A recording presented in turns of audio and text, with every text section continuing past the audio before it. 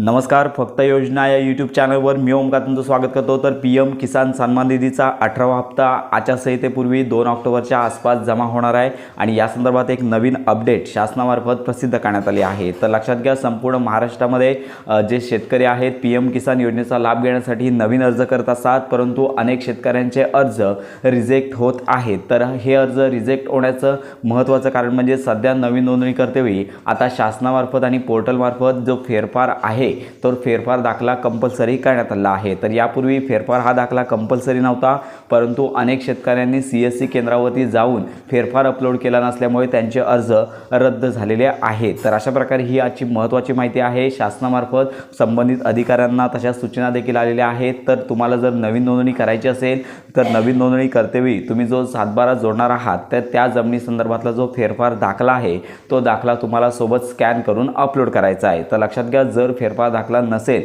तर तुमचा form submit होईल, परंतु तुमचा फॉर्म रिजेक्ट होणार आहे। त्यामुळे लक्षात घ्या की आता सेतू केंद्रामध्ये देखील अशा सूचना प्राप्त झाल्या आहेत।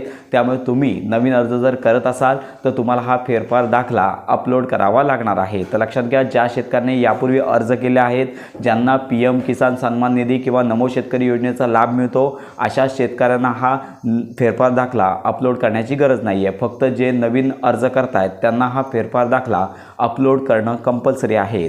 तर आता हा फेरफार उतारा तुम्हाला कुठे मिळेल तर तुम्हाला तुमच्या संबंधित तलाठी ऑफिसमध्ये या जमिनीचा फेरफार उतारा मिळेल। तर हा फेरफार उतारा तुम्ही तलाठ्यांच्या इथे जाऊन काढून घ्यायचा आहे आणि त्यानंतर हा जो फेरफार उतारा आहे तो तुम्हाला अपलोड करायचा आहे। तर अशा प्रकारे ही महत्त्वाची माहिती इतरांपर्यंत नक्की शेअर करा। फेरफार उतारा अपलोड करून तुमचा फॉर्म सबमिट करा, त्यानंतर तुमचा फॉर्म कन्फर्म सबमिट होईल। तर अशा प्रकारे ही महत्त्वाची माहिती इतरांपर्यंत नक्की शेअर करा। योजनांसंदर्भात डिटेल माहिती करता आपल्या फक्त योजना या यूट्यूब चॅनलच्या कनेक्टमध्ये राहा।